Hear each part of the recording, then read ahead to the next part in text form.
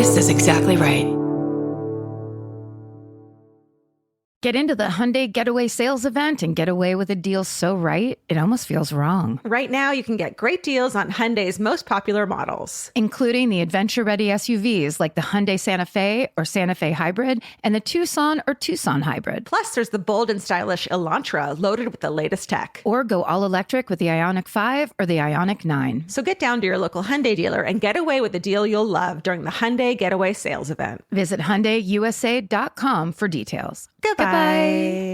Capture your favorite summer feeling with Pandora Jewelry. Discover a collection inspired by the sunshine, freedom, and moments that make the season unforgettable. From sun-kissed metals to personalized pieces ready to be engraved with your summer mantra. Each design moves with you from beach days to golden nights and every memory in between. Shop Pandora Jewelry's new summer collection in-store or online at pandora.net and let your summer unfold. Goodbye. Summer is for adventures, road trips, and adding a whole lot of miles to your car. That's why it's worth stopping at Valvoline Instant Oil Change first. Their trained techs help you get road trip ready with an oil change and an 18-point maintenance check included with every oil change, checking your tire pressure, wipers, lights, and more. Valvoline Instant Oil Change techs complete over 270 hours of training, so your car's in capable hands. Best part? You can stay in your car and you're in and out in about 15 minutes. Valvoline Instant Oil Change. Change wisely. Goodbye.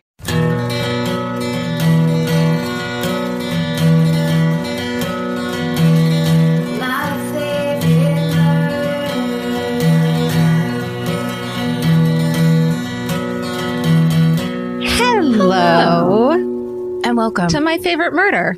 That's Georgia Hardstar. That's Karen Kilgariff. I was going to call it a maxi-sode, but I think we've gone into that whole joke. Yeah.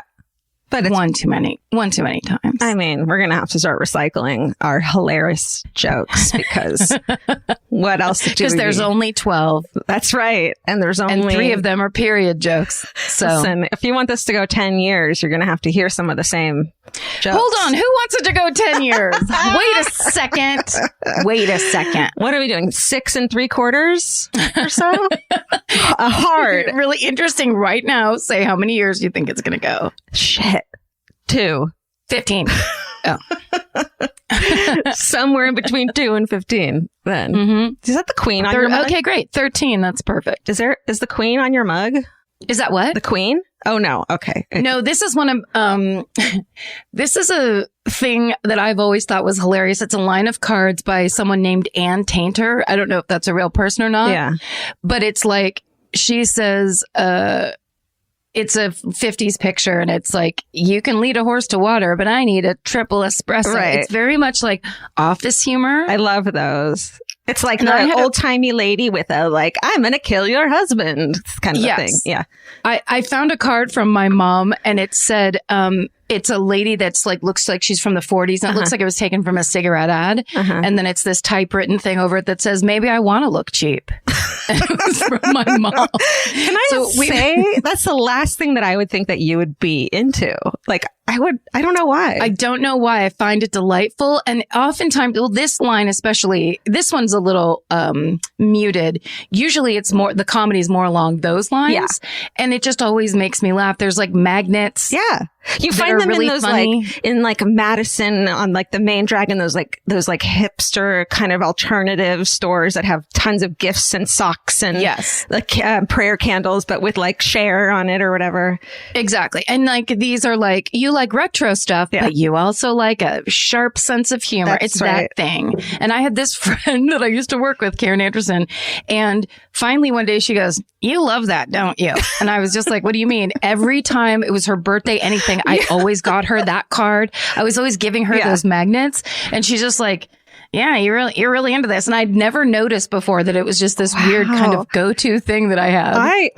That makes my life so much easier as far as giving gifts to you, because I would never have gotten you one of those because I'd be like, she thinks this is cheesy. But I've seen you with like a couple different versions of it, thinking like someone must have given it to you and you just kept it.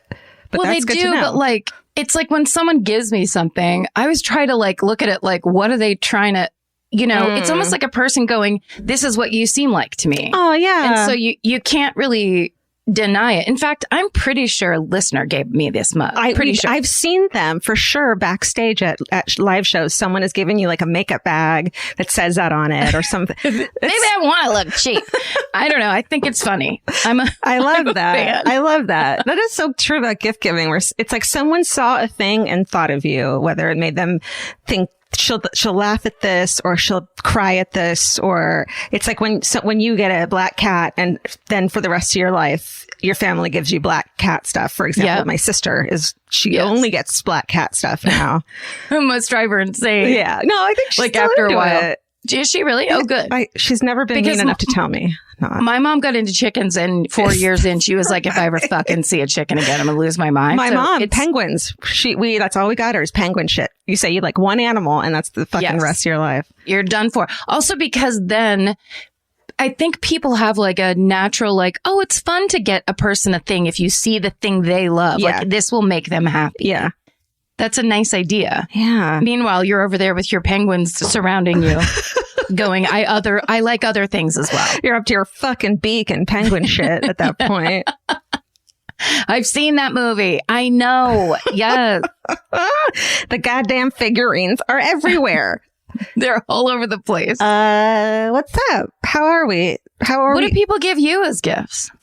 Let's see. Vince is really good at it. It's annoying. What does he get me?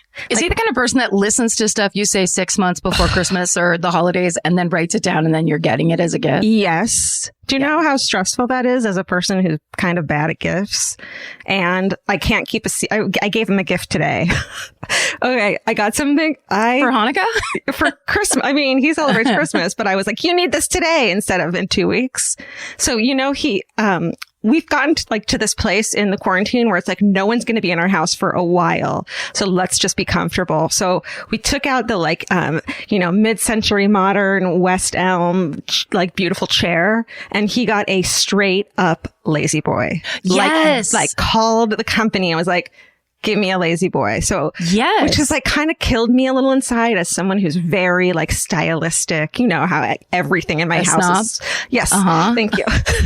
That's exactly right. There's a reason, when he moved in with me, partly I'm sure had to do with the fact that he had moved to LA with no possessions at all. So I was like, sure, you can fit in my house with all my things, but cause you're not bringing your college fucking coffee table or whatever. Yeah. That one IKEA bookshelf that everyone's had that's either white, black or fake wood. Right. Color, that I have to be no, it fits right in. So now a lazy boy, I feel like they now understand that people want the comfort and the style and they've updated their shit. This isn't one of those. Okay. Yes, they do have some good ones. But this one. He wanted it he and his dad used to have them and it reminds me of his dad. And so it's special. And also Kristen Bell does ads for them. The actress. So I'm like, well, if she the actress, if she says it's okay, then I'm okay with it. Yeah. So we got him that, and now I'm just getting him Christmas accessories for the lazy boy to build off of it. Sure. You need a little side table. Yep. Where you can put his beer. Yeah. And a little pouch where you can put his computer and his joints. And his TV guide that he can reach into. So that really is, if you are into retro stuff, and that is very retro. That is 1975 You're in right. my opinion. No, you're totally right. Wait, is it a Naugahyde, a brown Naugahyde chair that reclines? No, it's one of those. I don't know what Naugahyde is. Fake leather? No, it's corduroy. It's blue corduroy. Straight up. And is that the one he had at his dad's house? It must be. Yeah. And it's puffy. It's the bottom line. He didn't want a fancy one. He wanted the cheapest kind. It's so loud when he has to the leg thing. And that's part of it. Put the leg down. It's clunk, clunk, scares the cats. Yep. That's the declaration. You're either going back for the evening or you're coming down to go do something. But now he's never on the couch with me. So sometimes I have to be can you just come sit next to me? I haven't touched in 3 days. And he's I will in a half an hour. Right. I just need to keep my legs up in here. It's pretty cool. I definitely use it when he's not around. Yeah, they really, I feel like the lazy boys, it's an American tradition for a reason. Yes. We had a green Naugahyde one, which is, just green fake leather, olive green fake leather that we used to fight over. And then when my mom got home, it was like everyone had to clear the area because that was her spot. That's awesome that everyone was like, no one tries to take it from mom. She's a fucking nurse, first of all. Oh, yeah. And she's been on her feet all day. And she'll freeze you with her eyes. So you just have already learned your lesson about that. But yeah, I love that. That's fun. Yeah. So that's it. That's it. Goodbye. Bye. Thanks for listening to our podcast. Goodbye. We'll see you in 13 years. When we do our last episode. What if we took a 13-year hiatus? Hey. How many quilts do we have left? What do you got? What are you doing? Loving. We have to talk about the final episode of Murder on Middle Beach. Is it Murder in Middle Beach or on Middle Beach? On. We should. Why though? There's no beach involved in that TV show. In Middle Beach? And the name of the town is Madison. Murder. Which is also his name. It's on, Steven? Murder on Middle Beach. Well, Middle Beach must be the little neighborhood. So it'd still be in. I don't know. I mean, I don't know. I don't know what they're doing, but let's call him and be like, what a final episode. What a final episode. You and I were texting beforehand and we're like, you thought it was this person. I thought it was this person. You said, how about a friendly $5,000 wager?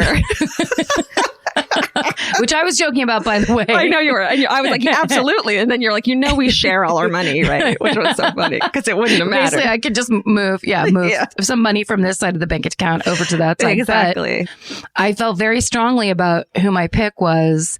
And then, of course, and I might as well say it because I'm sure I think I said something about it last week, which... Well, we don't know we actually don't know who the killer is. Which is how I got out of paying Georgia $5,000. Paying yourself $5,000. Well, when the charges are brought, I will send you a check. But so spoiler alert here, so we can actually talk about it. Oh, yeah. Spoiler. Definitely go watch this if you haven't, because now all 4 episodes are up. So you can HBO, binge it. And it is really good documentary filmmaking and fascinating. And it goes on. He made this thing for 10 years and it's his family. It's like, it's really fascinating. It kills me. The dad stuff is so hard to watch. Every part is hard to watch. Okay, you're right. Yeah, that's in a show of hard parts. For me, the dad part is the hardest. Well, because now it feels like you're dealing with someone who is very different than your average dad. Yeah, and doing things that, and you want to. Yeah. I want to stick up for him and he can't do it because it's his dad and he still wants a relationship. But I want to be in the backseat of that car out front and be like, what are you fucking talking about? It's just that It's the thing you realize where when you love someone, it's impossible to understand their motive because it might crush you. You know what I mean? Very true. And also he was pulling some things while talking about his side, which was all the son was asking for, was just explain to me how things ended up like this. And in doing so, he begins to completely shit on the mother and who she was as a person, which I was like, this is not a good look for you. And it is not making me think you're any less guilty or, it's not making me think you're a good person. That's for sure. No. And imagine he's not guilty and he's still just berating your child's dead mother. Yeah. Like, who do you think you are? I think that's what it really triggered in me, is that this father clearly has no understanding of how anything he does or anything he says affects his own kid who has pure intentions. Like, you are dad, you are a piece of shit, whether or not you killed the kid because you're kind of an asshole. But your kid is pure at heart and has good intentions and lost his mommy. And you're such an asshole, you know?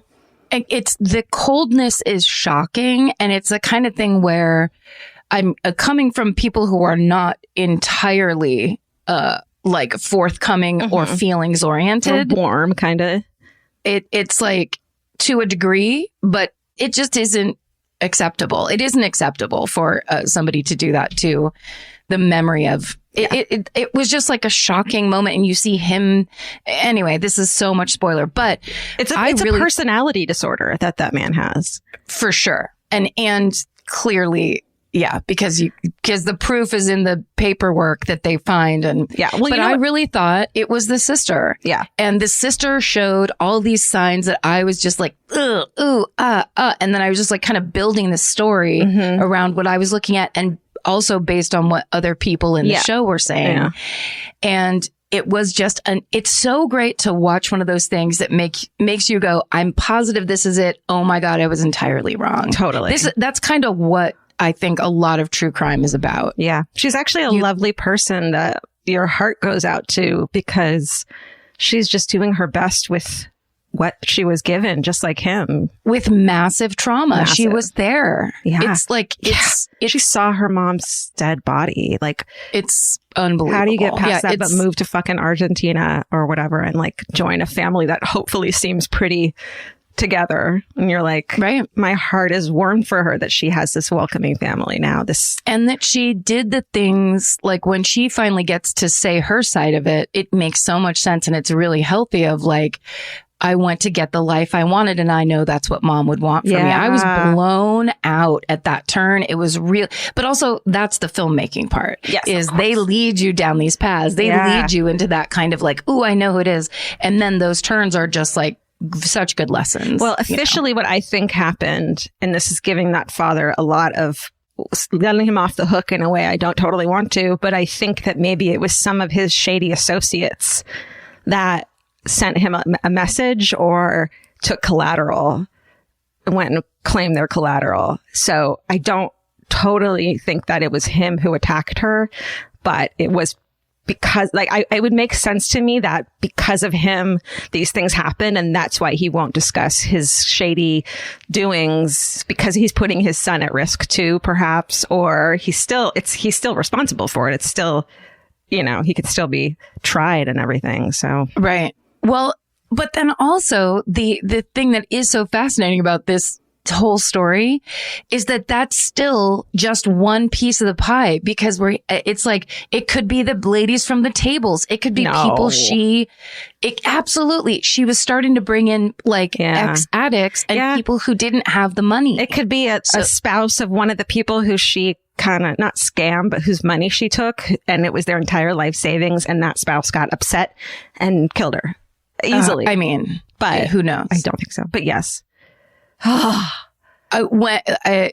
Please let there be a season 2 as quickly as possible. Yeah. I need to see that paperwork. We need to get into it's just like, oh my God. Anyway, this is all speculation, by the way. Allegedly. And also spoilers, Rama. Yeah. But they spoilers stayed. Left, right, and center. These people stayed for the spoilers. Spoilers are over. These people stayed because they watched it, so they want to hear the discussion. That's right. Cool. That's right. That's exactly right. Boom. Now, I went to the other end of the spectrum. And once I was finished with that show, I started watching Murder on the Bayou. It's older. Have you watched that at Showtime? No. Oh, what's that about? It is a story about a town in Louisiana, a small town where women who in the local press, they kept being referred to as women with high risk lifestyles, start showing up dead. Oh, and it is one of the most heart wrenching things to watch. It really is about this line between poverty and not poverty in America. It's about drug use and the way people get eaten up, and the value of human life based on how much money you have in the bank or not. the decisions you've made that have led you down a path that there's no out. I mean, it was a very kind of, I didn't do it on purpose, as somebody had recommended it to me.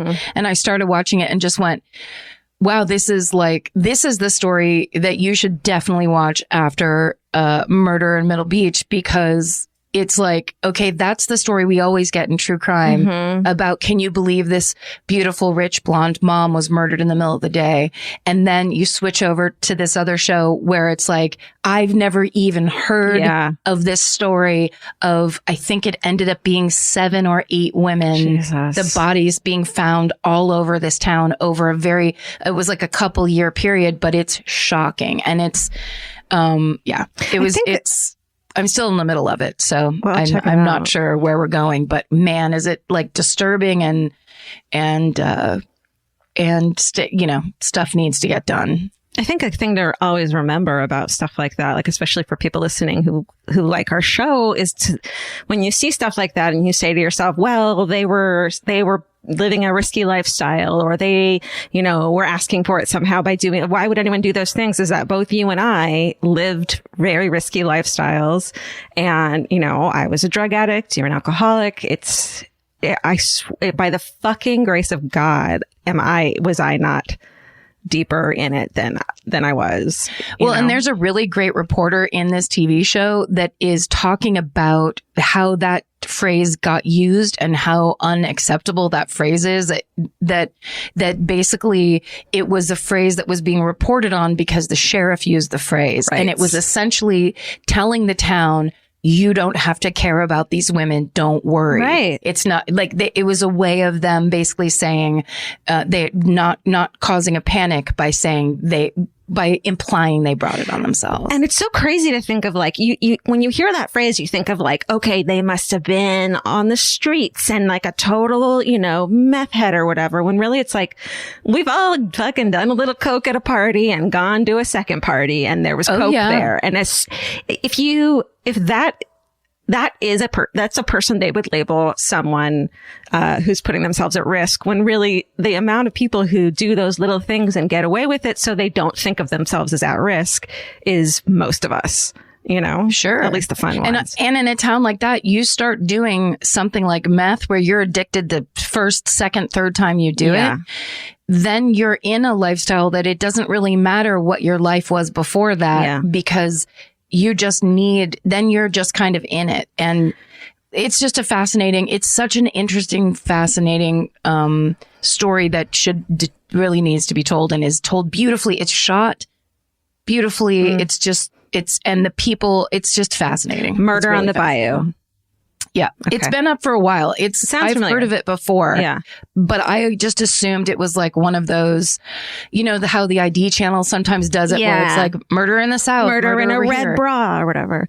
Yeah. So I thought that's what it was. And then, and then someone said, no, you should watch it. It's great. I have a couple podcasts I'm listening to and a book I'm listening to that is definitely like, I'm going to decide to bake bread now because I just want to listen to this book. Kind of a thing. Okay. Is this going along with more of your cottagecore stuff that you've decided to get into? No, I've given up on that. But now I'm following this new. So wait, what's going on? Did you order bees? How far along are the bees? I haven't ordered bees, but I'm following a bee lady that I am obsessed with. So many people tagged me in her shit because she's just incredible. You sent it to me. Georgia sent it to me. It's a lady cupping handfuls of bees to get them out. And I just wrote back, you've lost it. I was sending you and be like, see, it's not just me. And Karen was like, you're out of your fucking mind.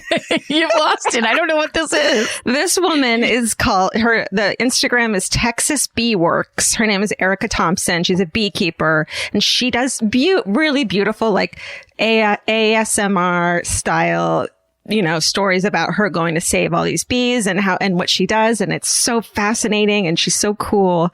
Like, I want to get a non-alcoholic beer with her if we're ever in Texas again. She's amazing. So Texas Bee Works, I'm digging. Awesome. And it's important. I make jokes. I'm teasing Georgia because it's fun, but it is important because we can't lose the bees. That's so right. Anyone that's doing that work, it is crucial. Yeah. And I know that. But it won't be Full me. respect. Don't worry. No, the other stuff doesn't have to do with my cottagecore, but Okay. I'm listening to a book. It's Little House on the Prairie. Little House on the Prairie. It's How to Knit and Sew Your Own Bonnet by Amelia Bedelia. Oh, cool. Great. Remember Amelia Bedelia? Sure do. She didn't know what the fuck She was doing. out of her GD mind. That lady couldn't clean for shit. She made a bigger mess. That was the great part. It was nuts. This book's by Britt Bennett, and it's called The Vanishing Half.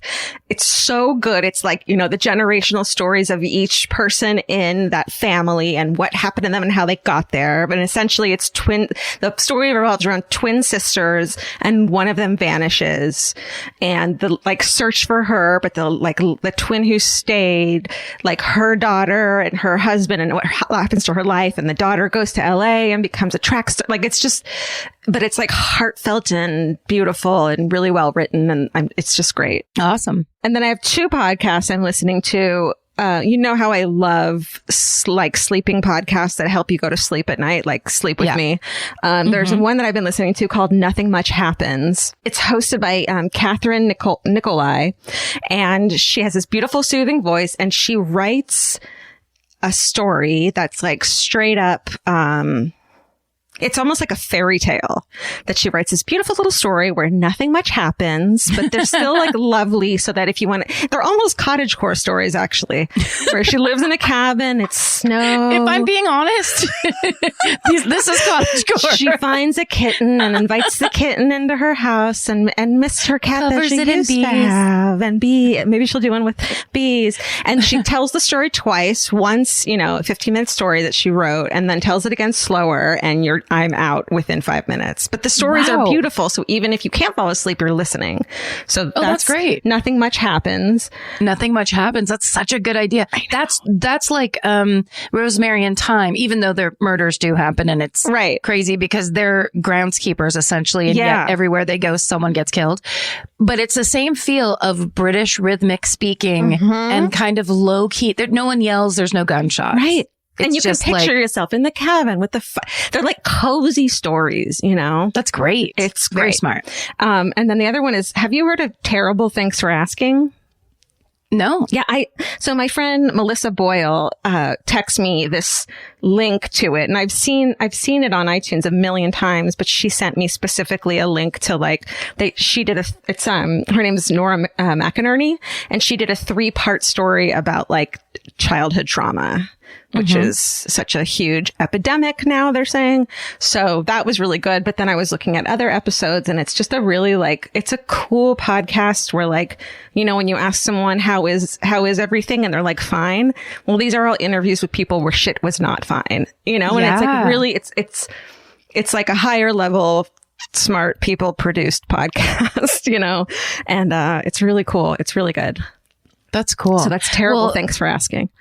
Terrible Thanks for Asking. That's good. I should write that down. Yeah. You'd like it. You'd like it a lot. Cause that's what I love. I really love people telling a story. That's what I love about, This Is Actually Happening, is people who are past the trauma point that can go back and say, listen to this. Here's what happened to me. It's so, I love that. So I found this podcast because people were posting, say their top 5 podcasts and showing them to us as hey, you are on my list, which is lovely. And thank you everybody for doing that. But on many of the lists, there was a podcast called Let's Not Meet. Okay. Have you heard of this podcast? No. Okay, the host's name is Andrew Tate, and he basically reads, sometimes they're from Reddit threads, sometimes people email them in, but essentially it's a horrible moment, a scary moment, a creepy moment from someone's life. And so that at the end, it's so guy from the water park, let's not meet. And it is so good. And when I first started it, I was like, oh, it's not the people telling the stories themselves. So I don't know if I like that. It's narrated. 3 episodes later, I was just I have been binging it for 3 days. What kind of stories? It's basically red flag bonanza. So your worst day, or I did something fucked up. No. Your worst moment of, we moved into this apartment. Okay. So here's the one. I'll tell you the one that got me hooked. Okay. And this was in the first episode, a woman's on the road for work.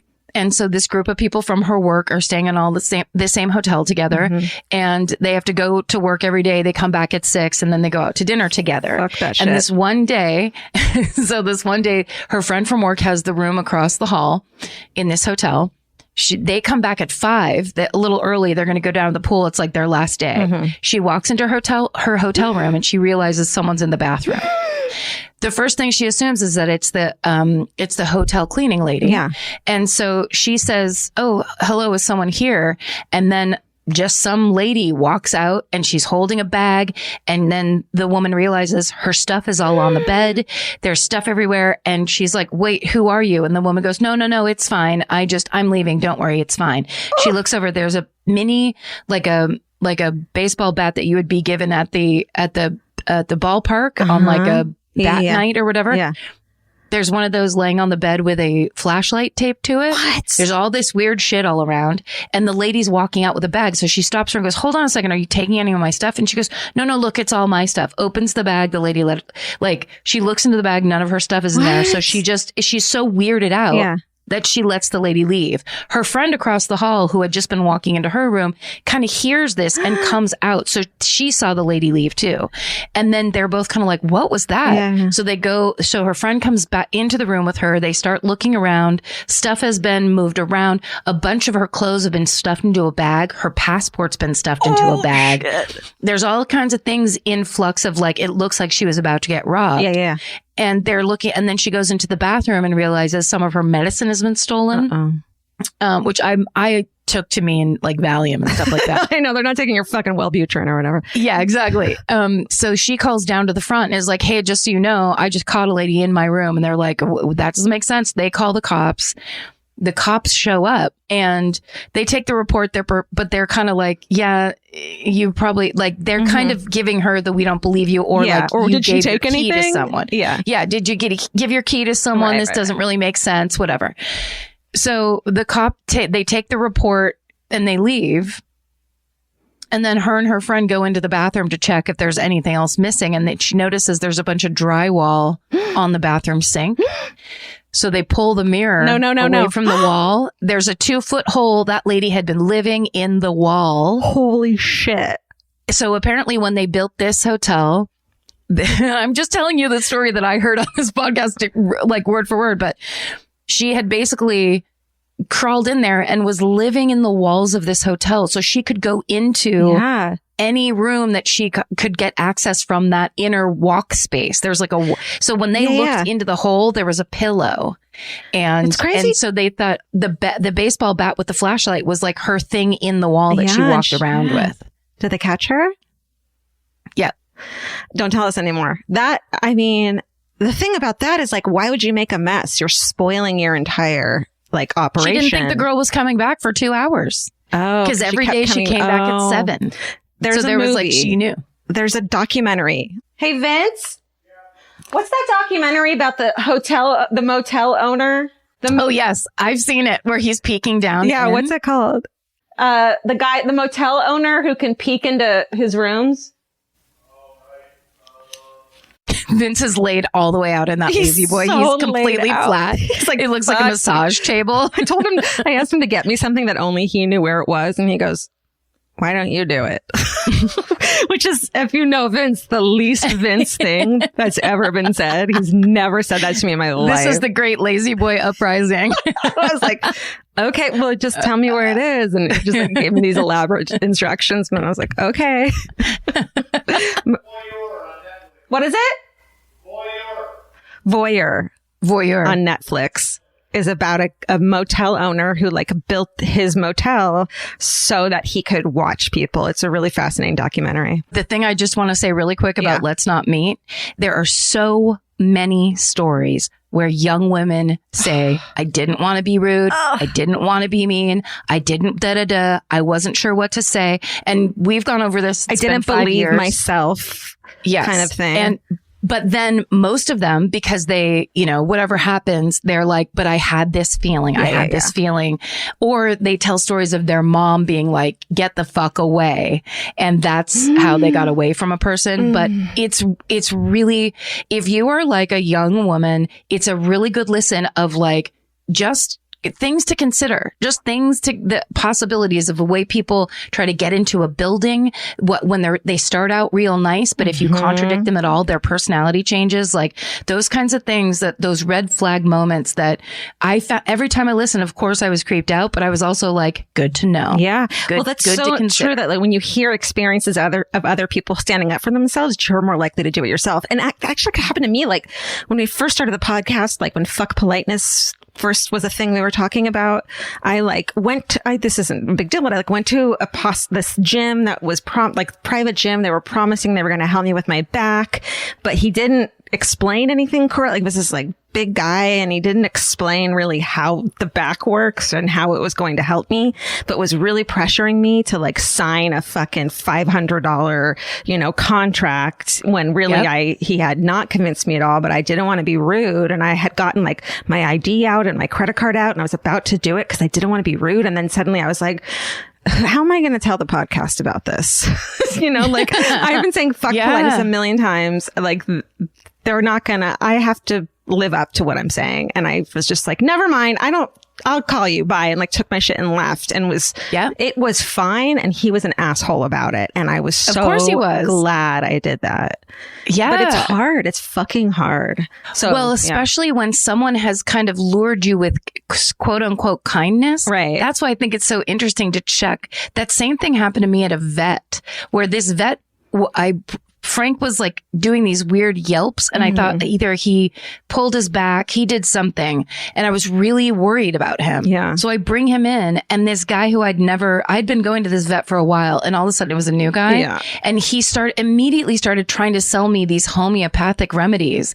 And at one point, and he kept saying he needs this and he needs that. And finally I said, why don't you do the x-ray first? Because we don't even know what he needs. Yeah. And then this guy got so pissed. And then I just was like, they went and took the x-ray. I made sure that Frank's back wasn't broken and nothing was like over. And then I left and I never went back. I was just like, you gotta be fucking kidding me. Yeah. Like that guy was so aggro Pushy. and weird. Yeah. And the second I asserted myself, he was pissed, like, and didn't think he had to keep it from me that he was pissed. Right. When it's like, it's your business. Rude to you about your natural fucking response. Right, like if you're giving the hard sell, I get to say, hey, stop giving the hard sell. Right. You don't have to scream it. You just get to say it. Hey, I'm not going to buy a bunch of homeopathic shit when we don't know what's wrong with the dog. Totally. And that was like, oh, well, I guess he had all these reactions where I'm like, ooh, you're crazy. Yeah. This is weird. So is Frank okay now? That was like 3 years ago. Man, it's hard, but it's important. It's never going to be totally comfortable. If you're not comfortable calling people out, it'll never be comfortable. But I think the important that's not thing true is though. To be like the practice of it makes you comfortable with it. Yeah. Because you get to prove to yourself that it's actually your right and it's not that big of a deal to do it. Like you might have a little bit of but it's going to be way more comfortable than people getting to manipulate you and take money out of your hand because you're trapped by them. I don't think it'll ever be comfortable for me, but I think what I've learned is that discomfort is okay sometimes. Yes, it is. And like being in a not happy, everyone's stoked and I didn't upset anyone's situation happens. And it doesn't mean you're a bad person. It doesn't mean you've ruined someone's day, and it doesn't matter either. It's hard for someone who, is like taught to be nice all the time and is scared of not, like, even having to wear a mask in public is hard for me because I can't smile at people and show that I'm friendly. It's like a dog wagging its tail. It's like, it's been really, inciting to me. Well, because I think having to put that down for a little bit, you get to question what that is actually about. Right. Because it's not about everyone's happy. That is not true. Like just because people are smiling or laughing doesn't mean people are happy at all. Right. It means people are being manipulated into feeling pressured to act that way. Yeah. And I think the feeling of like, what's the truth of this scenario as opposed to make sure everyone's like showing their teeth. Yeah, or if you think can about control every situation as long as they know you're friendly. And you're friendly, and so they're not going to do bad things to you. And you're friendly, and so no one will be mad at you. Or if you fuck something up, it's okay because you're nice and friendly, and so they won't hate you. And that's right. That's about me and my insecurities. Well, and I think it bites you in the ass later, because when it doesn't work out or whatever, then you're really mad. And then you have like a recoil feeling that makes you feel worse. Yeah. You know what I mean? You get yourself into this kind of, it needs to be this way and it has to do, it's like a lot of rules that actually don't apply to anything. Luckily, there's a little, something else. I've got a little Janet in me where I can turn a smile into an angry smile pretty quickly. Do you know what happened to me? I had my first experience of asking someone to put their mask on in public. Oh, how'd that go? Which, god damn it, that feels good. Can I tell you who it was? My fucking pharmacist. Oh, wow. All the people who should have a mask on in my mom and pop pharmacy that I go to. Indoors, dealing with the medicine of sick people. And he doesn't have a mask on. And that's ridiculous. The guy who works at the counter, who I've been, he's an employee there, and he's known me forever because I'm highly medicated. So I've dealt with him a lot. He's an older guy. And so he seems like you should wear a mask around this older guy to make sure he stays healthy. So I said, why doesn't that guy have his mask on? And he goes, well, he's the owner, so I can't really say anything. He said, he says he puts it on when he comes out from behind the counter, but there's an open window. It's open.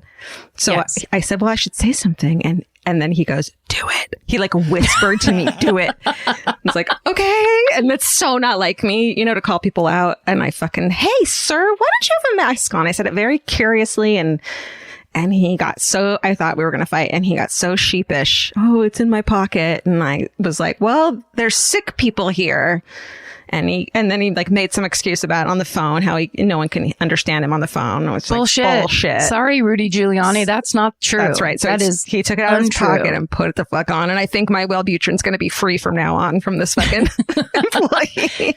But how many articles have we all read that if you're indoors with no windows or no direct ventilation, you have 3 minutes before somebody that has it and could be asymptomatic would be spreading it around, and you could be in a place the size of Walmart. Yeah. If there's one person in Walmart that's not wearing a mask that has it, you've got 3.5 minutes in that building before you could possibly inhale what they're exhaling. Nobody in Walmart's not wearing a mask, though. Oh, no. Everyone's, they're not mad. They're not fighting with the greeter. Everything's fine. It's just so inconsiderate. At the same time, there was a woman there who was clearly ill from something, and you're not wearing your mask and you're handling her fucking meds. It's just unconscionable. Ridiculous. Wow. Well, good job. Thank you. It was fun. It felt good. And it also sounds like you did it right, where you didn't have to scream or point your finger. It was a genuine question of, hey, am I wrong here? Or shouldn't you, the pharmacist, be wearing a mask? It's that thing of raising your voice so that everyone's going to hear it is so hard to do when you're, not like that, but you're calling attention to yourself, which is scary. Do you want to know the trick of that? Yeah. You go, really? That's what I do. You're just like, no. Karen, I thought you were going to give you some fucking... me. Hey, you fucker. Hey, you fuck. Hey, you fuck. Here's what you do. You put up the Polly Walnut's devil fingers and you point at him with your index and pinky. Pinky and index out. It's like rock and roll, but to the side. Yeah. To the side. Polly Walnut. Hey, man. This is Devil Horn's metal concert. This is Polly Walnut. Great. Don't do the wrong one, or they'll think you're a Satanist. If you go down, that's you trying to find water. But you got anything else, or should we do? Those were my things. Should we do a little what's going on the Exactly Right network? Yeah, let's do it. Hey, you guys, we have a network. Hi. Someone. Well, what's exciting is our new Law and Order SVU recap / true crime / interview podcast called That's Messed Up, hosted by Kara Clank and Lisa Traeger, 2 hilarious comedians who are So funny. Such They're hilarious so good. women. That premiered on Tuesday. And they had the cast member Kate Burton on. And it's such a good podcast. They're so funny and great. And if you like Law and Order SVU, whatever, you can get on there. You'll know exactly what they're talking about. Yeah. And it's just the best. And you don't need to watch the episode to know. It's just, they're really funny women. If you think we're your aunts, these are your fucking aunts. Like these two women, they're like, you want them at your family parties. They're just such incredible, funny people. So check that out, please. That's Messed Up. Yeah. And another new Exactly Right podcast, Tenfold More Wicked, which is killing it and doing so incredible. You guys love it. And we love that. So they're continuing the story of Edward Roloff. So make sure to check in on that. Yeah, that's really good. I'm going to skip down because my friend Michelle Buteau was on Bananas this week. God. And she's a hilarious stand-up comic. She's a good friend of mine. She also has a book out. It just came out, I think, Tuesday. It's called Survival of the Thickest. She is a hilarious genius, and she's on there with Kurt and Scotty. So that's going to be a very good time. She is a fucking national treasure. She's the greatest. International treasure, really. On Murder Squad, Billy and Paul discuss the unsolved murder of 12-year-old Jennifer Odom. She disappeared after getting off the school bus on February 19th, 1993. Her remains were found 6 days later. The case is unsolved. And of course, Billy and Paul do an incredible job of covering that case. Yeah, that's good. Millie and Danielle over on I Saw What You Did. The movies they're talking about this week are Fame and Step Up. Come on! The prequel to Step Up to the Streets. So go, that came out on Tuesday. So go listen to that. On Stephen Ray Morris and Sarah Ayer's podcast, The Purrcast, talking to cat people because they can't talk to your cat. They speak with author and editor Stephanie Cook. So make sure to check out The Purrcast. And of course, this week on I Said No Gifts, you'll never believe it, but Bridger has on the great Georgia Hardstark, who disobeys him and brings him a gift. Yay! I think I did good with the gift. I think I did really good. Do you want to give us a hint? Can or I do you tell want you? to not? Do you know? I got him my thing when I buy people gifts is I put in the word in Etsy. I put in the word vintage and whatever state they're from, and find a souvenir, like a vintage souvenir from their state. That's a great idea, isn't it? It's a great gift giving tip. It's my favorite. And then the other thing I got was Wait, sorry. So what did you find? He's from Utah. I had to ask Jay. So I found like a shot glass, but then when I was on it, I also found, so there's this artist named Amber Scher who draws these beautiful state park drawings. And then she goes on to Yelp and finds the state parks review, and she finds 1-star reviews of state parks and puts a quote from that review beautifully across her drawing of state parks. So I got him one from a Utah state park, and it said, "It disappointed us." In beautiful script or something like that. Is genius. It was like, it was a disappointment to us, which I love it. So that's her name's Amber Scher. Amber Scher, and the Instagram is called Subpar Parks. And wow. And I think this is just there's like beaches that say not worth the hype. And there's a mountain that says went on for too long. And then a rocky outpost that says nothing, just rocks. Total rubbish. Not very interesting. Quite boring, of like these beautiful drawings that she does. Wow. Oh, that's great. Isn't that cool? Amazing. Nobody needs to have seen this lake that she took from a Yelp review of a fucking park. So just genius. Yeah. Just genius. But actually, I think Bridger and I had a really good time talking to him. Isn't he the best interviewer of all time? So good. I felt like we were best friends, even though we've only talked at parties awkwardly like twice. He doesn't drink, right? Right. So I don't think so. Okay. Well, then we spoke with drinks at parties a couple times, but I felt like we were best friends. So he's so good at it. You know why? He's a great listener. I think that's what it is at the end of the day. That's kind of the key to all hosting, but he's a great listener, and it's like he's meant to be a podcast host. Yeah. He's just kind of built for it. Yeah. Yeah. And especially around that idea, because it's just, it suits him perfectly. It's such a great idea. And I felt like I was in the room with him, even though we were on Zoom. It was cool. So check out I Said No Gifts with moi. This episode is supported by FX's The Shards, a seductive drama from executive producer Ryan Murphy. Set in 1980s Los Angeles, the series follows a group of glamorous, deeply entangled high school seniors drawn into a life of wealth, beauty, parties, and excess. At its center is Brett, whose reality begins to unravel when the arrival of a new student coincides with a series of mysterious murders. FX's The Shards premieres August 5th on FX and Hulu. Goodbye. There are some questions humanity may never be able to answer, like, what's the meaning of life? Or even worse, what do I make for dinner? Luckily, Hungry Root has one of those covered. Hungry Root is like having your own personal shopper and nutritionist all wrapped in one. They'll take care of the weekly grocery shopping and recommend groceries and meals tailored to you. Imagine a world where shopping, planning, and cooking food is simple and stress-free. That's a reality with Hungry Root. Once you tell them about your goals and preferences, they fill your cart with personalized recommendations. And those recommendations get smarter as Hungry Root learns more about what you did or didn't like. Most of Hungry Root's recipes can be made in just 15 minutes or less. I complain about dinner and cooking and that kind of stuff constantly. And Hungry Root provides exactly the thing I'm complaining about's solution. Like they make a zesty chicken avocado sweet potato bowl that is exactly what I want at the end of the day, but would never, ever take the time to make.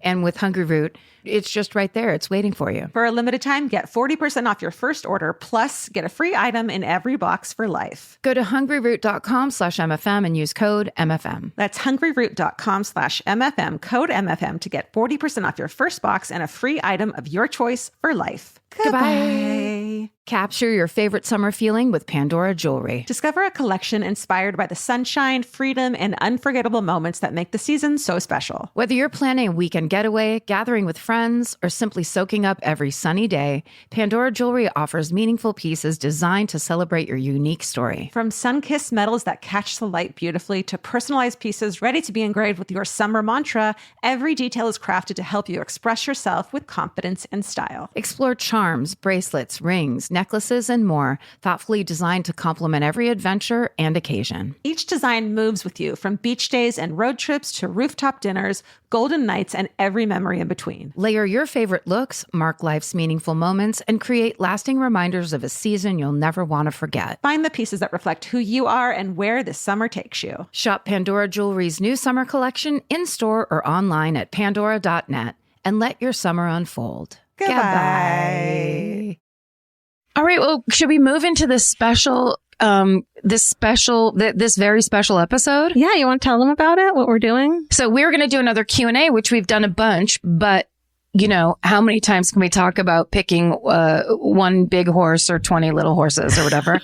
So we decided to guide the Q&A this time and give and offer our unqualified advice on low stakes problems. That's right. So that's how we phrase it, because we know, especially a year like this, there's people who would probably want to bring up really big, very philosophical problems, difficult problems, which we empathize with you. We are there with you. We don't have answers to those problems. Pretend we're your sister's best friends who've had a couple wine coolers. Like, that's the advice we're giving you, is like you're adamant, strong. You better take our advice, but you don't have to. You probably shouldn't. And also, we're in the Taco Bell drive-thru, so either way, we're all going to be happy at the end of this. Right. Either way, it'll work out fine. Right. It's that vibe is what we're giving. I'm excited. I feel like we're going to be good at this. This might be an offshoot podcast that we should have done this whole time. Yeah, that's true. So we should definitely start more podcasts. That's what I'd like to be doing. So we had Jay and our new awesome social media manager, Aaron, collect your questions. There were so many good ones that I kept seeing, so they better be in here or Jay and Aaron are fired. Easy. Jesus Christ. Come on, fire them with me. It's fun. No. Can I also say that I've known Aaron, our new social media person, since LiveJournal days, and we've been friends since then in real life, not just on LiveJournal. So it's really exciting. Nice. I'm old. It's fun. It's very exciting to get to pull our friends into. And it's what we get to do with the podcast. And now we get to do it with people that we work with too, where it's just like, oh yeah, we're building this company and we definitely know lots of talented people. Yeah. I feel like I've always supposed to be closer friends with her at some point in our lives. And now this gets to happen. So once we get to see each other in person again and not on a Zoom meeting, we'll be besties. So just to, I would say just to help that friendship, let's cut out the part where you threaten her job. I would say, but that's me being judgmental. Yeah, but also like, if I'm going to be friends with someone, I need to have an upper hand somehow, or they're not going to want to be friends with me because I'm terrible. I hope my therapist is listening to this because I'm terrible and no one wants to be friends with me. Really? So I have to threaten them. I see. You know what I mean? You absolutely always have the upper hand. And then they can whether never it's break love, up with me. friendship, the mailman. Threatening. Keep it. Get that upper hand. Live journal. Whatever it is. That's right. Hopefully we can address a problem like that in these questions. All right. Let's do it. Go. Okay. You go first. All right. I'm going to close my eyes and point. Okay. This is from Chantal Brianne. Mm-hmm. My live-in boyfriend wants to split the fridge in half like we're roommates. I just need to know I'm validated in thinking this is weird. 1,000%. But Karen, what if he has, food allergies and food issues? She would have said it. You're right. She would have said You're right. I feel like I went on a date with a guy a couple times where for me, when I order food, it's like, you get that and I'll get that and we'll halvesies everything. Like, I love that. I'll never order my own entree. And he was weirded out by it. But eventually he understood it because he was raised in a house that was like, don't touch my fucking food. So maybe it just takes time. But it's her live-in boyfriend, which to me, I think she would have specified if they'd just moved in together. Exactly. So to me, it feels like, because we've gotten a couple roommate questions. Yeah. And so I will put this out there. I think sometimes you choose people to live with for fun times because you have a great time at a bar or a great time somewhere else. Mm-hmm. Living together is a totally different story. And that's when the mask comes down. That's when the truth comes out. Yep. So I would say yes to split. What's the threat that he is interpreting from combining the food? Like, does that mean that he's also only buying his own food and you're buying your own food? And and if you eat my food, I'll be mad. Like, don't touch my tapenade because I don't like when people touch it. It's mine. I think there's a discussion to be had around this area. And if you, Chantal, Brianne, the question is, ask yourself how you feel about it. Right. Because ultimately, this is the kind of thing that you have to start. In the beginning, in my early days of being in relationships, it would always just be like, what's he doing? As opposed to what do I want to be happening? Yeah. And there's a lot of that kind of like, oh, I hope he this, that, or whatever, as opposed to me going, this is not cool to me. Right. And I'm not going to do this with you. I think the thing to think of like is this a pattern that he's starting? Because I think doing something new after having lived together is a sign that something isn't going right for that person. And if you really look at it, that there might be other signs that things aren't right. And that might be a problem with you, of not a way you want to live in a relationship and not a way you want to connect with someone. Is he speaking to you through putting a piece of tape down the center of the refrigerator and basically saying, I need better boundaries, or I need you to get out of my shit, or whatever it is? Because also this might point to a discomfort about money, and that money will kill a relationship if you have different attitudes and approaches toward how money is spent and how people handle money. It's a make or break thing that you can handle for a while, but it'll come down to it eventually. So if he's like, I bought this and I don't want you ruining it or whatever, you just have to figure out if that matters to you. But another way to think about that too is if he has an issue, if that is the case and he has an issue with money, which absolutely could be a thing, and he's not talking to you about it and instead putting up these weird arbitrary rules, do you want to be with someone who won't address a big issue? Right.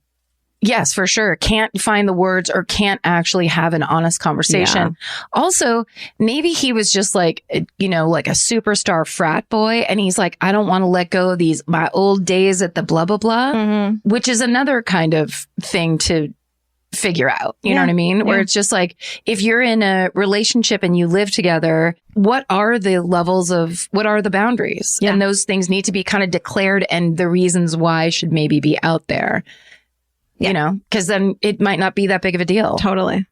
Okay. But it's weird. It's weird. I think we covered that. It is weird. Don't eat his top. Maybe he's hiding shit in his tapenade that he doesn't want you to see. Money. He's hiding $100 bills. Krugerrands. Maybe he's hiding your engagement ring in his tapenade. Don't touch it but I'm not going to give it to you for 8 months. What? Don't put it in there. Okay.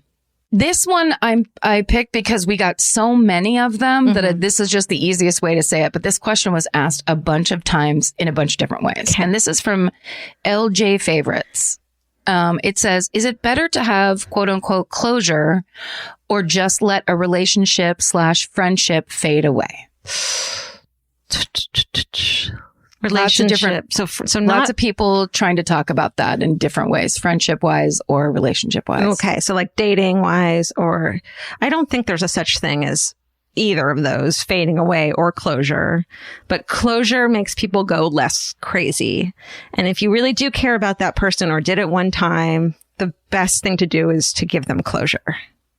Right. Or to have an honest conversation. Yeah. I think you're right in saying, I think closure is a bit of a fantasy. Yes. Because that's like saying, and now I say this perfect thing, and then the problem is solved and we never have that problem again. If I explain it well enough, they'll understand. That'll never happen. But if you do it with integrity and you know you did your best, then however they react is on them, and it's their own reaction. It's not about you anymore. And I think going away from the relationship aspect more and going to friendship, which I think is the much stickier area. Because I think I'm assuming this person is maybe a little bit on the younger side, where it's like, if it's a friendship, it's so much harder when it's a friendship. Yeah, I'm almost not even talking about that because I'm bad at that too. Well, everyone's uncomfortable about it because there's something, but that's like, say you're friends with someone in college. Now you've moved out and you live in the city, but suddenly the things that used to make sense to you 5 years ago are no longer okay with you. And what it really comes down to is you asserting yourself to say, hey, I don't want to do this anymore, or I don't like this anymore, or this doesn't work for me anymore. And sometimes we get so cowed by other people's potential reactions that we just swallow our own needs because this person has set it up. If you say this to me, I'll freak out. Yeah. If you do this to me, I will go crazy and attack you. Whatever it is. That's just that person basically saying, I always get my way. So you don't have to live by those rules, and you don't have to live any way you don't want to live. I think it's also important because in my mind, it's like, okay, the problem is you've seen the way they are and the thoughts they have and the beliefs they have on Facebook, and you don't want to be friends with someone anymore who's a fucking anti-masker or whatever the fuck. And so you just want to, they keep trying to be friends with you. I think in that case, you can fade them out and just I don't know. Well, but it's almost like the conditions or the circumstances, there could be a million different ones. But at the end, it's the discomfort of a person who's continually trying to be friends with you and you don't want to do it anymore. And sometimes it's like, just not answering a text 4 times in a row sends that message. Yeah. And then that's that. And if that's the place that you're at or they're at, like there's not a lot of point in kind of like trying to get blood from a stone. Picking up on a message, like it might be a good thing to go, how much do I do this? Where I'm not picking up on the message someone's sending me. They don't want, this isn't working anymore. Yeah. But I'm just trying to nice it out, or I'm just trying to like keep it going.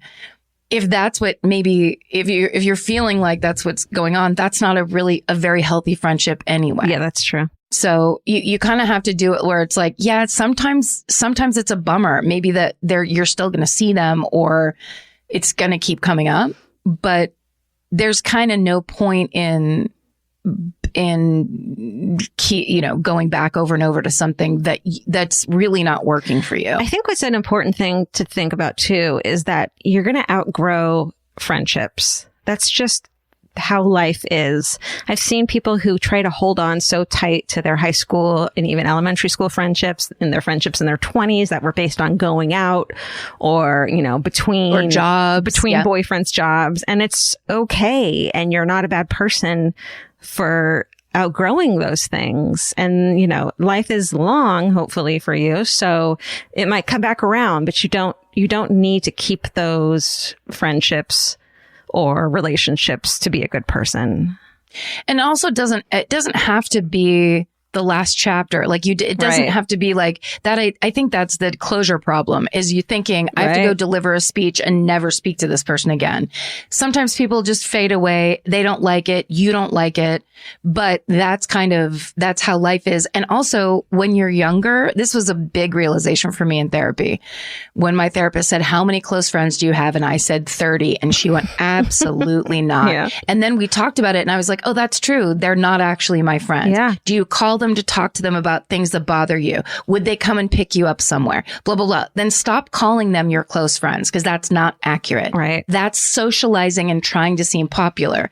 Really, you have about 4 people in your inner circle, and those people should understand you and love you no matter what the things are that are going on in your life. And if you have people that get really either judgy or like very reactive to if you're having a hard time, that's not a good friend. Yeah. Like you have to really start analyzing what you need in friendships and how people support you as a friend and how they allow you to support them. Yeah. It's a bigger deal. It's not just like who you meet to go to the party with, Definitely.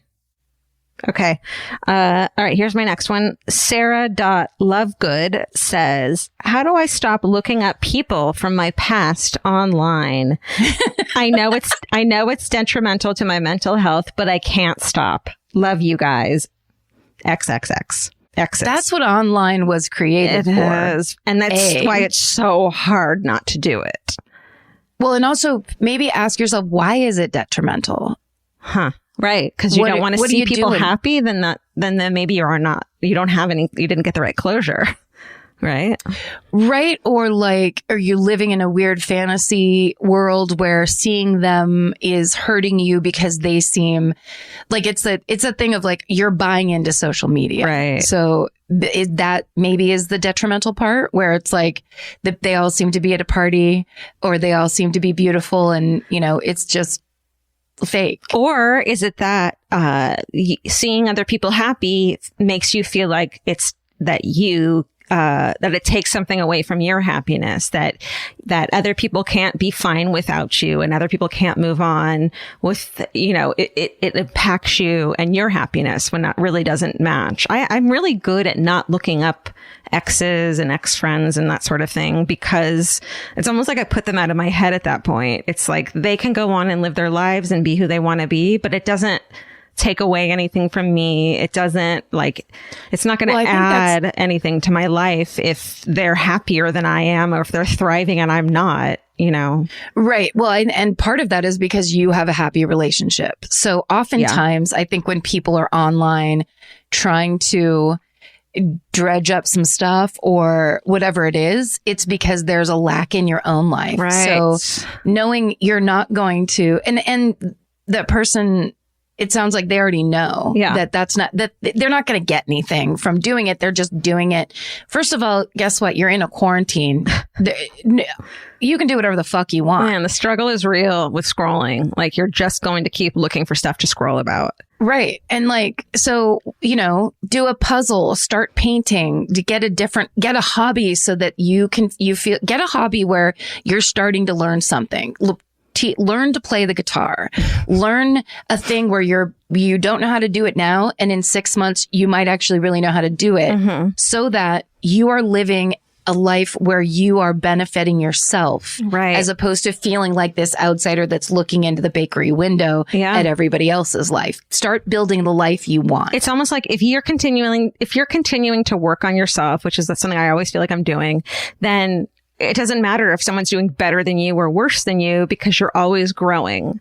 And so someone beating you at fucking life or having babies or whatever isn't a person who has gotten over you and is better than you. It's just someone who's working on themselves, and you could have that opportunity too. It's not a contest. Right. Like sadly, it would be easier if it were a contest, because then you could pretend like you were ahead or behind and have emotions based on those fantasies. None of that's real. Being online isn't real at all. So go on there, have the feeling festival that you want to have, enjoy it. That's part of what it's all for. And then come back out of it and make sure when you come out of it, you're building a life around you that you actually like just as much. And also you can just block them too. Or that's very true. Give your best friend your Instagram password or whatever, and when you want to look at it, she should have a series of questions to ask you before she gives you the password back. Have you been drinking? Yeah. It's that. How sad are you? Right. Be honest about the drinking. I'm going to ask you. Do a breathalyzer test and send me the results. Also, here's an actual. This might help if you're already in it. Look, you're drunk and you're in it, and you're looking at your ex-boyfriend, and he's got 3 new girlfriends, all incrementally better than you in all these different ways. Check out of that current fake reality that you are actually making up in your head, and you can get a little pad of paper and write down all your worst memories from that person, because romanticizing people is a one-way street that you are doing all by yourself. So you're basically telling yourself a sad story about how sad it is for you on purpose, just to pass the time. Nobody changes significantly unless they have a ton of fucking serious help. So whenever a girlfriend would be like, now he's with so-and-so and everything's going to be great. It's like, well, he's still going to fucking show up 45 minutes late to your date. Like her date. He's the same person with someone else. He has not changed because that person is so wonderful that they made him want to change or made her want to change. It's the same person you had in a different relationship. That is part of the reason why you broke up or it fell apart. Exactly. And if it's a crush thing, just start. This has helped me a lot. Getting self-generating a crush online because somebody looks a certain way and says a certain thing. Reads the books that you fucking think are cool. That's all fake. So start going, he's rude to waiters. He doesn't like dogs. Like, just start making a list of things you couldn't live with. Right. He actually has the kind of breath where it smells like he doesn't floss. Oh God. There's like kind of deal breaker things, and just go, if you're going to picture all the great things that you're totally making up anyway, make up equally bad things. Love it. And counteract your own fantasy. I love it. Okay, listen to this one. Okay. This is from Spitty Viddy. Great. And I don't know if this is true or not, but it really sounds true, and I really love it. Okay. Hi, I found a bowl in my room in the shape of 2 hands cupped together, which I have never seen before.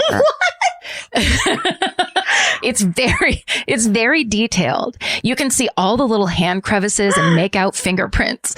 None of my flatmates, aka roommates, thank you, British person, for your condescending translation. We know what a flatmate is. Know where it came from either. How do I find out where the bowl came from? It's a fucking witch who has a crush on you.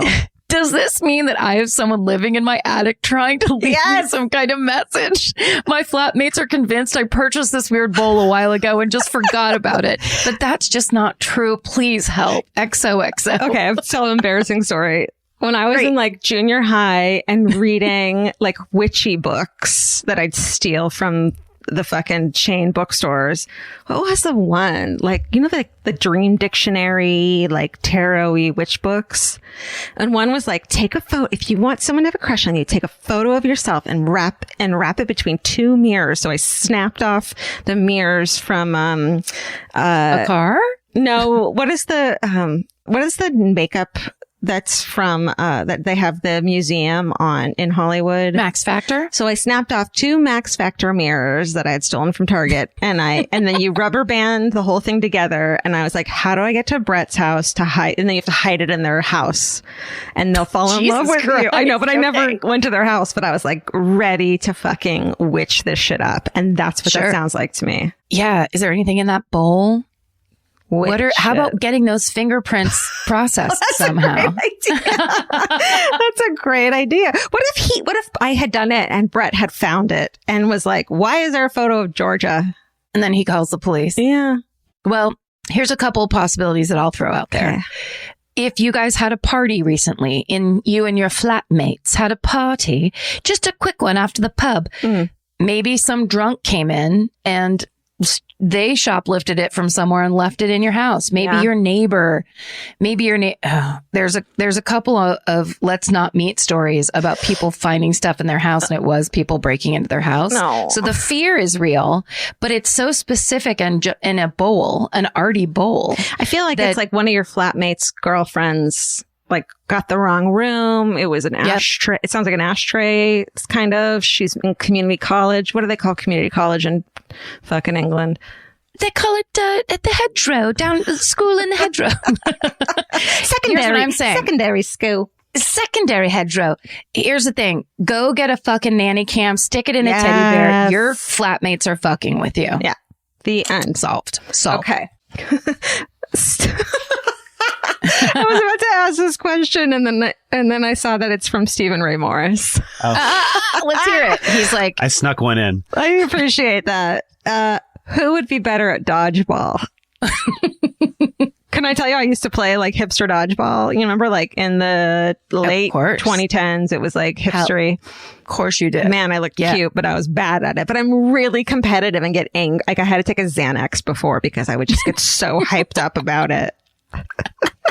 I imagine that you would wear like 80s style, the shorts with the white band around the bottom, and then like wristbands, sweatbands. Right, Steven, sweatbands. Can we include the photo of me playing in this dodgeball outfit, knee-high socks, vintage fucking Did Adidas. you ask him to put that question there so you could post that picture? Because then we have to start talking about your problem with online reality. Oh, no. Online reality, Georgia, of dodgeball era was very depressed and anorexic. So it's not a positive. Well, I will give you, if you're good at dodgeball, I will just say no one can beat me at. I didn't say I'm good. Oh. I just said I play. Okay.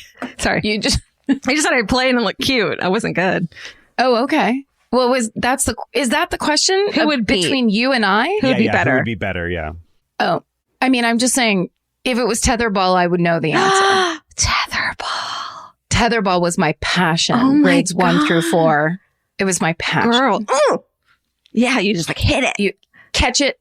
There was all those weird rules of how you could touch it and not touch it. And, my grammar school, Wilson School, so competitive. Everybody was like crazy about tetherball when I was growing up. Tetherball and handball, this kind of handball though, not like the middle-aged man at wall a gym. ball. Mm-hmm. Yeah. Okay. How about this from Alana Banana? Okay. What's the best way to remind people your birthday's coming up without appearing self-absorbed? Oh my God, tell me, please. I am so bad at birthdays. How do you do it? Oh, you're saying just be direct? No, I need to know. I don't know. Like my friends all have birthdays, it turns out, but I've never written one of them down, and they'll be like, "Hey, it's my birthday." Like what, how do you? I think you have to say, okay, I think this question is hilarious. Okay. I think it's definitely from someone who is 26. Okay. Oh, they care about their birthdays, you mean? Yeah. When you get older, you really stop caring. And it's not so much like, oh, I fear being older, which I don't. I actually really adore being older. Great. But the idea that birthdays are just like New Year's. They're just like the prom. You're making up what it needs to be for you to be happy, and it never, ever, it can't do it. I completely disagree. Your birthday is for everyone else to feel good about themselves. So unfortunately, right now in quarantine, it's very odd because when we're not in quarantine, we can say, "Hey, my birthday is this week, Friday night. Go to the Roost," and people want to go out and party. And so having your birthday as an excuse, and then they also don't miss your birthday, everyone's happy. It's not for you. It's for everyone else. But in quarantine, it's all about you. And when I find out that, one of my 10 friends who I give a shit about, like had a birthday and I fucking missed it, then I feel awful. Like we want to give someone attention. Yes. And you should feel awful if it's one of your 10 good friends, because you should have written it down by now, which you and I have done, where literally every year I was like, is the 13th, right? The 11th, the 9th. I know yours the 16th, now. Right? You're the only person whose birthday I know. Like Vince's I get wrong. When we hired Jay, the first thing I did was say, go around and ask everyone what their birthday is and put it in our calendar. But we're not addressing the question. We're just now talking about ourselves. So I think the thing is to do is write. Oh, you know what's great? Right now, today, text all your friends. Hey, I've got a new calendar app. When's your birthday? I'm putting them all in my calendar app. Nice. Right? And then they'll say, yeah, good. When's yours? Yes. Yep. And then actually do it. And actually, like recently I said to my dad, he's like, well, let me know if you need any help with the podcast or anything.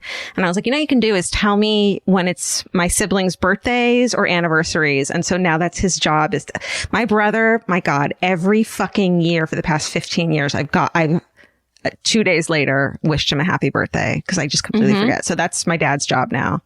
So I think I just love that the thing you said at the beginning was like, it's about everybody else. And then you're just like, and I don't participate in it. Look, your birthday is for everybody else. Yeah, I think that's the perfect solution. Like, don't do it around your birthday because then that does make you look like needy or whatever you're worried about. Do it 3, 4, 6 months away. It's the only and make reason. It seem like you're being considerate to other people. And you got a new app for it's the only reason I miss Facebook is that I just keep missing people's birthdays. That's right. If you're on social media in any way, birthdays are pretty shared. I think so. Yeah, but not everyone's on the same app and you don't check it every day. And I think a text and then it also, it makes them be like, oh, I should know theirs too. Yeah, I think that is the perfect plan. I'd also just begin to release the concept of birthdays being the way people show you they love you, because it's not that. I like that. It happens much more if you can just open up to other times of the year where people can love you. Where you see a mug in that store in Madison with all the tchotchkes and you say, Karen would love this, and you send it to her for that reason, not because for no reason. It's their stupid birthday and fucking time. Time doesn't even exist. There's no fucking calendar. Okay, go ahead. Okay, great. This is from Jamie Lee Inc. Hey there. How did you guys separate your spiritual lives from your parents? I.e., not going to church, temple, expressing doubts, etc. That's a great question. When I can be very specific about this. Yeah. When in the 90s, when the beginning of the spotlight Catholic priest molestation cases began, my mother was like, that's it. I've had it. And was like, I'm not going to church anymore. So then my sister and I bandwagoned on her and we're like, right, us either. And my dad it's only because of this. Livid. Really? My father was livid. My father still goes to church. Wow. Every Sunday. He was raised in an intensely Irish Catholic family. They used to say the rosary every Friday night on their knees in the fucking living room. It got said on TV. They did it too. You didn't go out for Friday night until you did that. Like intense. Yeah, I didn't know that. Yeah. So it's a big part of my family, but I think, well, first of all, we were just willing to fight with my dad, which was scary and very loud. And you had your mom on your side, which probably helped a lot. It helped immensely. Right. But also it was the kind of thing of ultimately you can't, being forced to do something is going to automatically make you not want to do it anymore.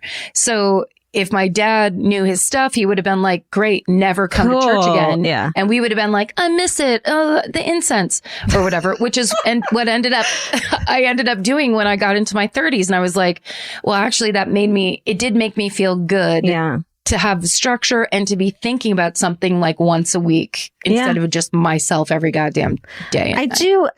I think with Judaism, it's a little, and because we were so lax, it's easier, but I did have a bat mitzvah and I did have a really, unpleasant experience with Hebrew school. And so then, with punk rock and fucking sci-fi and shit. I just went really anti-God and the structure and, organized religion. I rebelled against that. Also, spirituality is in you. So they can't really, what you believe or don't believe, if what you're saying is, I won't go to this place anymore. I won't do this thing with you. That's you living your life. There's not a lot they can do. Mm-hmm. This episode is supported by FX's The Shards, a seductive drama from executive producer Ryan Murphy. Set in 1980s Los Angeles, the series follows a group of glamorous, deeply entangled high school seniors drawn into a life of wealth, beauty, parties, and excess. At its center is Brett, whose reality begins to unravel when the arrival of a new student coincides with a series of mysterious murders. FX's The Shards premieres August 5th on FX and Hulu. Goodbye. In the summer, healthy habits are easy to keep until you leave the house. You walk out the door, and the next thing you know, you're barefoot and feral in a gas station candy aisle. That's why Kachava makes it easy to maintain your routines. Kachava is an all-in-one nutrition shake, and now it comes in new travel packs. Every packet gives you a simple shake with protein, fiber, vitamins and minerals, greens, probiotics, omegas, electrolytes, and more. They're easy to toss into a bag, easy to take on the road, and a simple way to stick with your normal wellness habits, even when your schedule changes. Man, that Kachava matcha in the individual packs is like my dream snack. It's exactly what I need and want in between the not great meals I'm eating for lunch and the snacks I would have had anyways that are terrible for me. Like, this is something I feel like I'm treating myself when I take. You're treating yourself to vitamins, fiber, all these things that your body really wants and needs and kind of craves that it does seem like it takes a big effort to get. So now you're getting it all in one packet and in a little drink you like. Take your daily ritual with you. Go to Kachava.com and use code MFM for 15% off your first order. That's Kachava, KACHAVA.com, code MFM. Goodbye. Capture your favorite summer feeling with Pandora Jewelry. Discover a collection inspired by the sunshine, freedom, and unforgettable moments that make the season so special. Whether you're planning a weekend getaway, gathering with friends, or simply soaking up every sunny day, Pandora Jewelry offers meaningful pieces designed to celebrate your unique story. From sun-kissed metals that catch the light beautifully to personalized pieces ready to be engraved with your summer mantra, every detail is crafted to help you express yourself with confidence and style. Explore charms, bracelets, rings, necklaces, and more, thoughtfully designed to complement every adventure and occasion. Each design moves with you, from beach days and road trips to rooftop dinners, golden nights, and every memory in between. Layer your favorite looks, mark life's meaningful moments, and create lasting reminders of a season you'll never want to forget. Find the pieces that reflect who you are and where this summer takes you. Shop Pandora Jewelry's new summer collection in-store or online at pandora.net and let your summer unfold. Goodbye. Well, this is a good one. Okay. Any job interview advice? I'm about to graduate nursing school, and I'm a little anxious about some curveballs they might throw my way. That's Juliana Georges.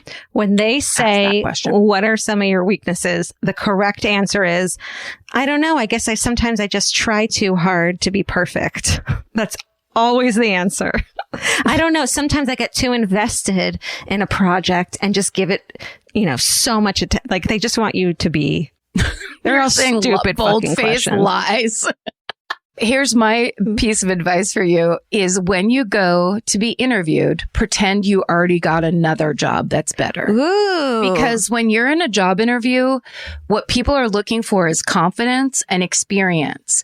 And so if you're there, kind of in that, I hope they pick me mode, which affects you mentally and physically and kind of joie de vivre style, then they'll see you as lesser.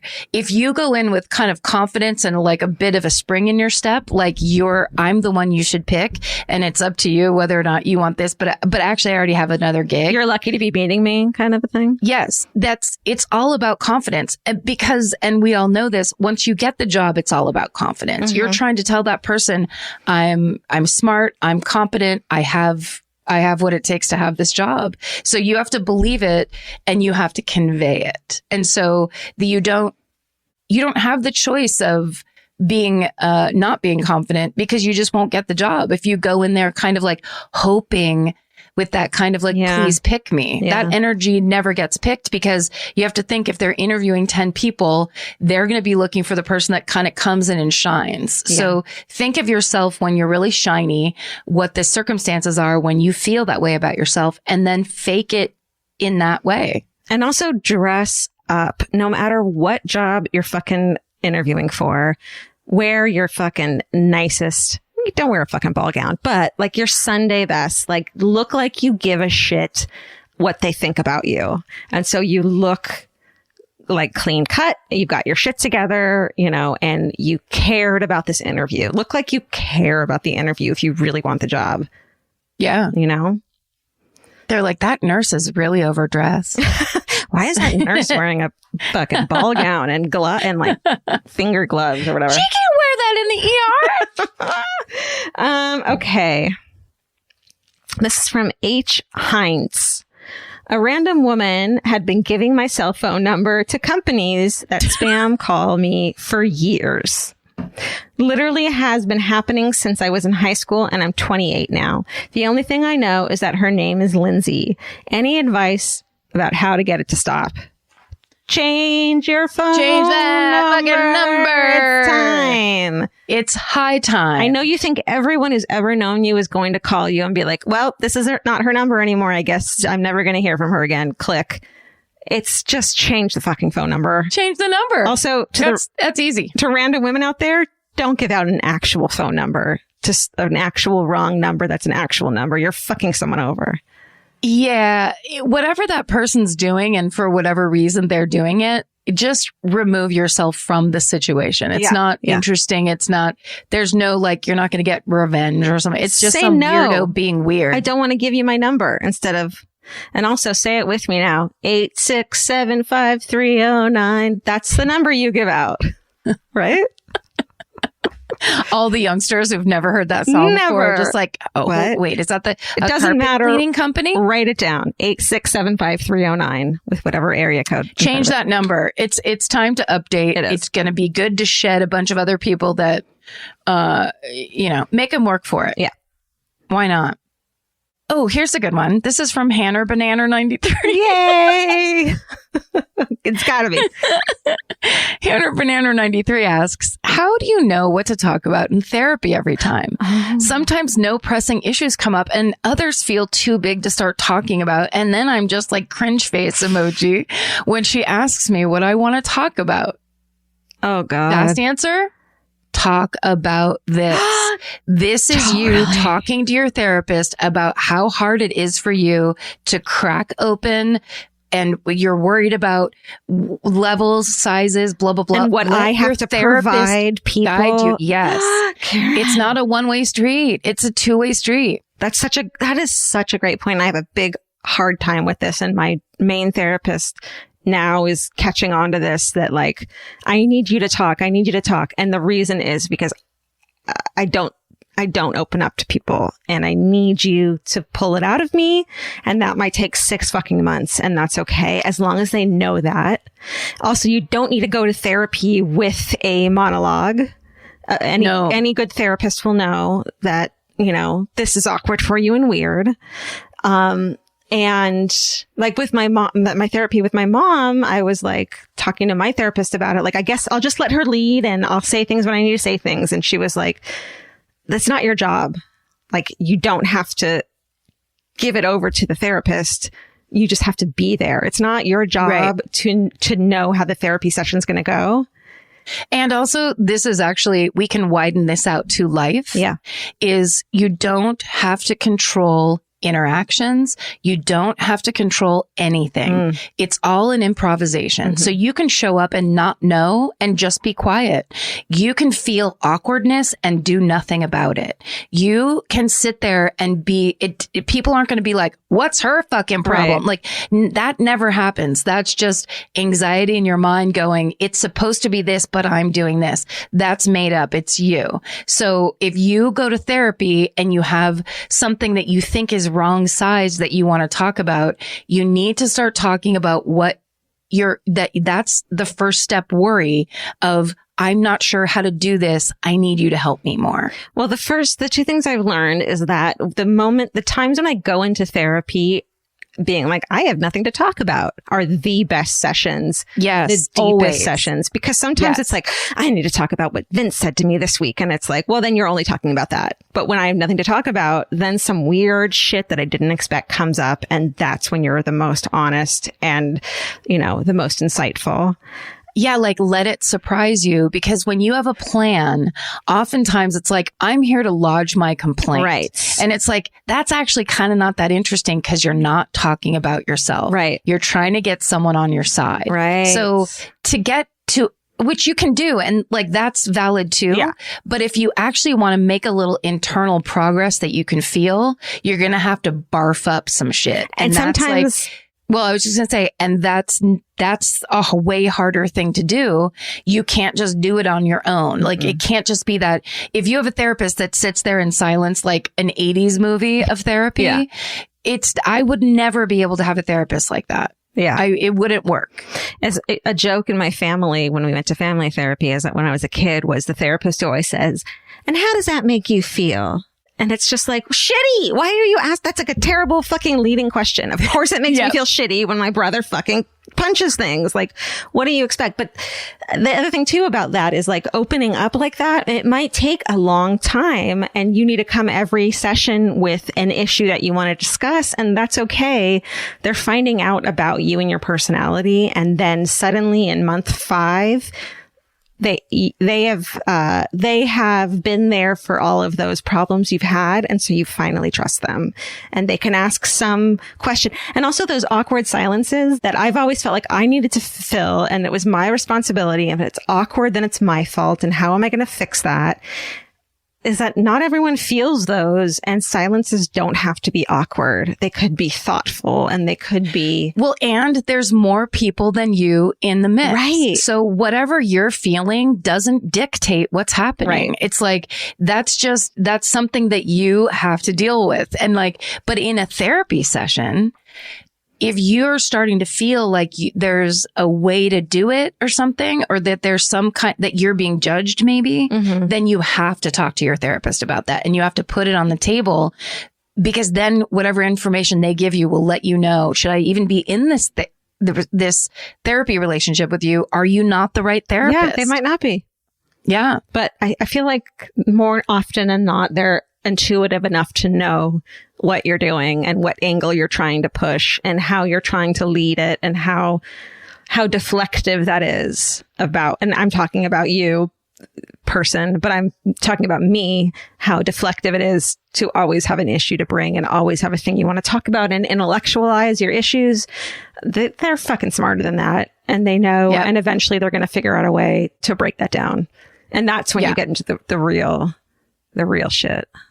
And look, it's scary to do that. It's very hard to do that. And to start really getting into real shit it doesn't happen the first, like Georgia's saying, the first couple months. Like you do have to kind of get warmed up and get to know each other and get into it a little bit so that they can start guiding you through to the places where you really need to go to be talking about yourself. Because ultimately the first 4 years of therapy, I had so many complaint lists and things I needed to report on. And I was right. You know what I mean? There's like, my mom was sick. My job sucked. My sister this, my da-da-da. There was lots of stuff.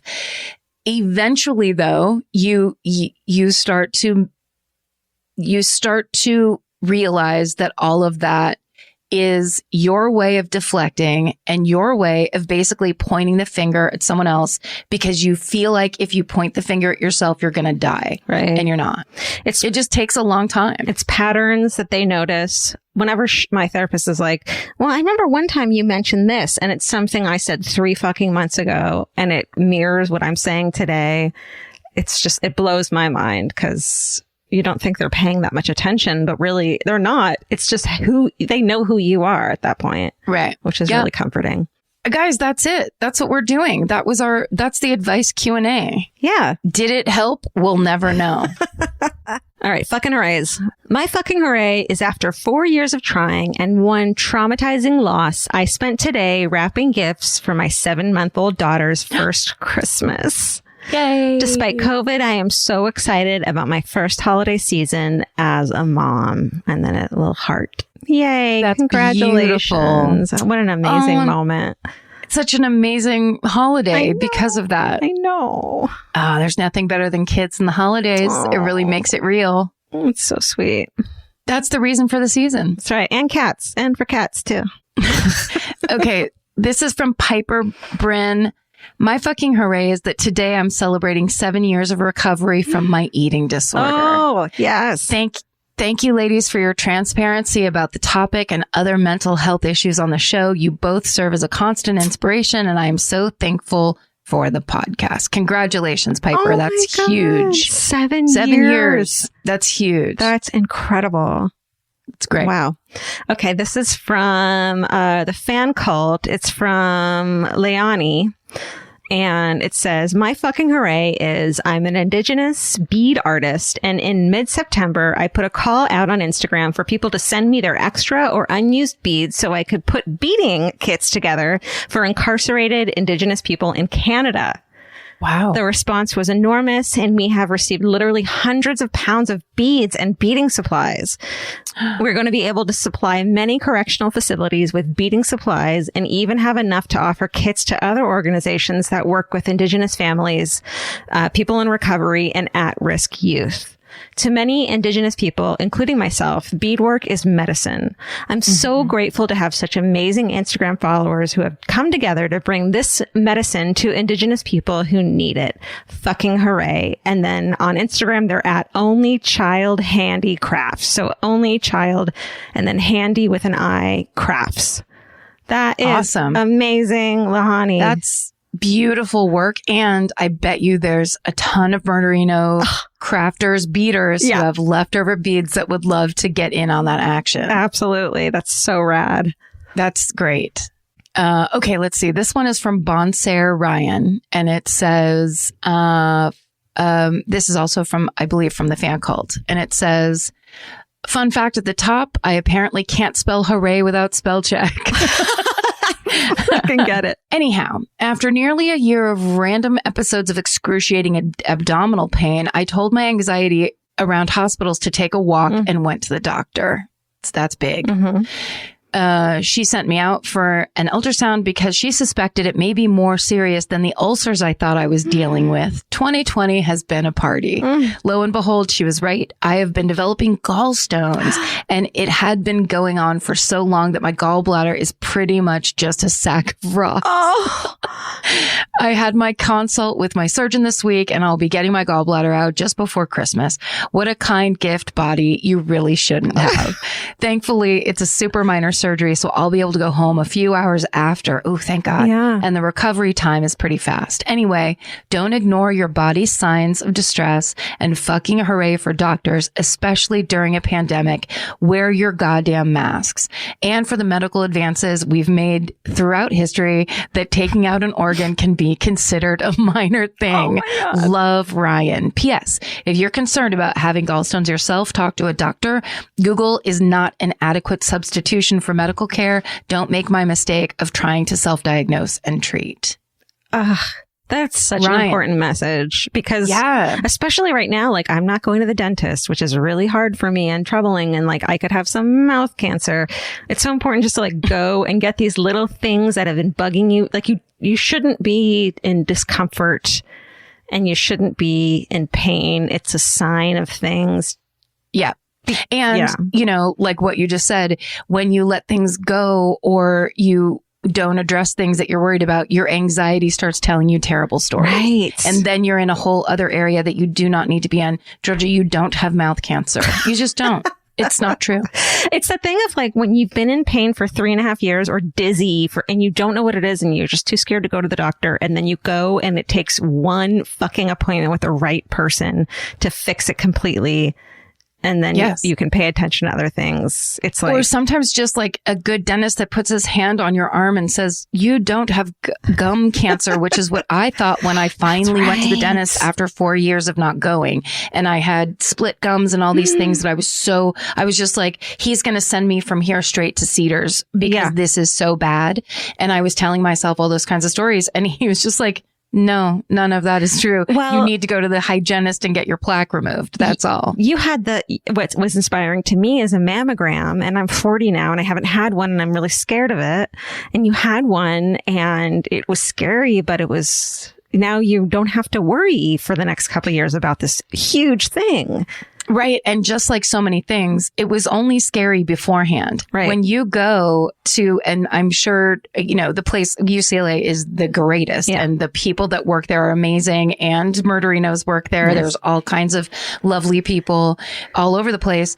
It is not a scary experience. There are really qualified women's nurses, medical techs, and doctors who know exactly what they're doing. They guide you so nicely, and they know everyone is scared because it's like, this possibility is so worrisome, and they're so good at guiding you through it. It's the unknown, I think, in every facet of life that's scary. And, if you take care of yourself, there's always a way to figure shit out.